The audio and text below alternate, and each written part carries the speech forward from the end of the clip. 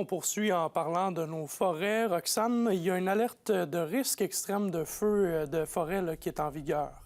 Oui, effectivement, André, l'avertissement touche en partie le secteur du Témiscamingue. Le beau temps des derniers jours fait augmenter les risques d'incendie de forêt. Au printemps, les végétaux morts s'assèchent rapidement à cause du soleil et du vent. Les combustibles légers deviennent donc très inflammables. C'est le facteur majeur des incendies en ce temps-ci de l'année. La situation pourrait cependant changer au cours des prochaines heures dans le sud de la région, puisque des averses sont prévues dès demain matin. Pour le reste du territoire, l'indice demeure bas. Je vous laisse écouter Philippe Bergeron, conseiller à la prévention et aux communications pour la SOPFEU. Ce qu'on voit arriver, c'est probablement des conditions. On va avoir du temps un petit peu plus frais, des précipitations qui s'en viennent dès demain. Donc, l'indice de danger va redescendre aussi rapidement qu'il a monté. C'est un peu la particularité qu'on a au printemps. Donc, la variation va se faire de très, très grande et ça pourrait remonter rapidement aussi au fur et à mesure que la chaleur revienne après la pluie qu'on va avoir cette semaine.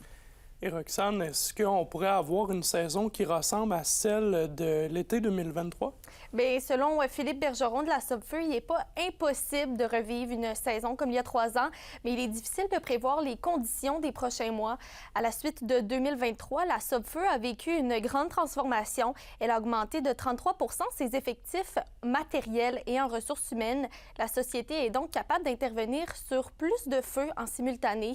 Je vous laisse encore une fois entendre Philippe Bergeron, oui. C'est essentiellement 80% des feux qui sont de cause humaine, dont on a un contrôle dessus. Ce sont des feux qui sont évitables et puis on les évite par nos comportements. Donc, on invite la population à suivre l'indice de danger d'incendie, qui est un bon indicateur du danger réel qu'il y a dans chacune de nos régions, et puis d'adapter son comportement en conséquence, tout simplement. La SOPFEU rappelle aux citoyens de ne pas faire brûler leurs déchets végétaux, surtout si l'indice de feu est élevé ou extrême. Merci beaucoup, Roxane. Bonne soirée. Avec plaisir.